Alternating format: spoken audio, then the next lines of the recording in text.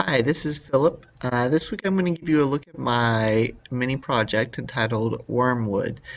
Essentially, what I decided to do was to create a game using the knowledge that we've gained from chapters 1 through 3, and also using a couple of other resources. I wanted to add a video to my project, so I needed to use Stack Overflow in order to be able to do that.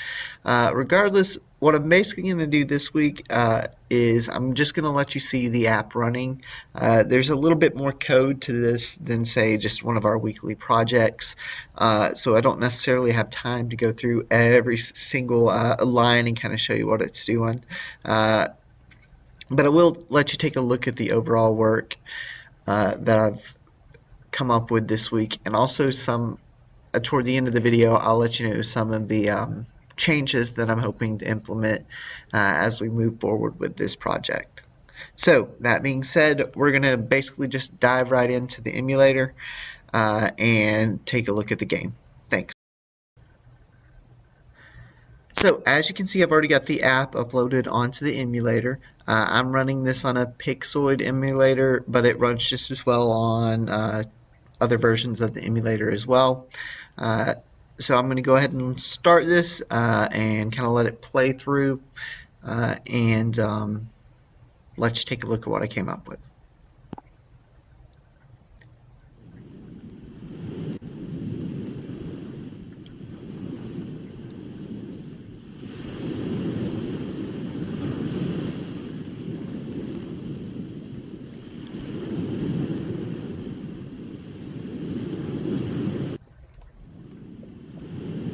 Okay, so as of right now, we have three choices.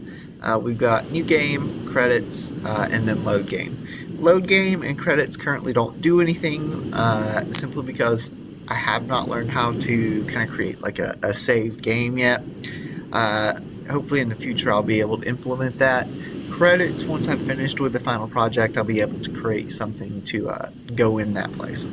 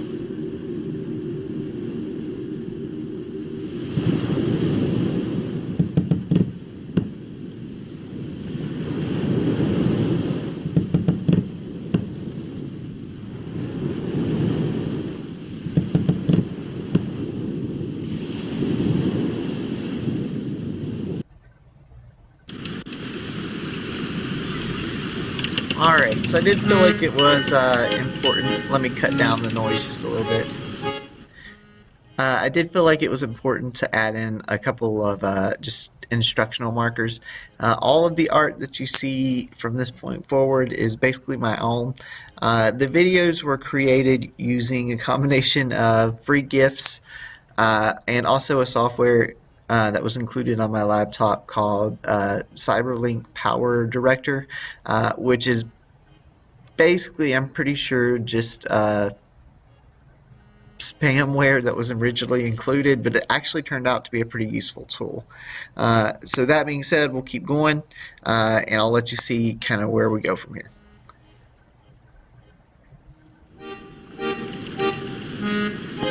R.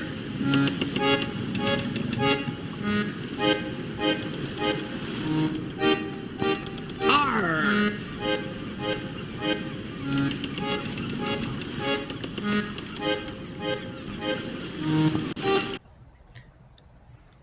Alright, so it's going to ask for some user input. We're going to put in my name. You can see that it spits that back out immediately. And then we're going to head to the character creation screen. So for right now, the character creation screen is really basic. This is one thing that I'm hoping to improve on as we kind of move forward with this semester. But basically, it's going to allow you to select 3 default characters for right now. So we'll choose one. That's character 1. And these are just rough sketches for what I've kind of come up with. Here's character 2. And then, of course, character 3, which I decided to have a little fun with.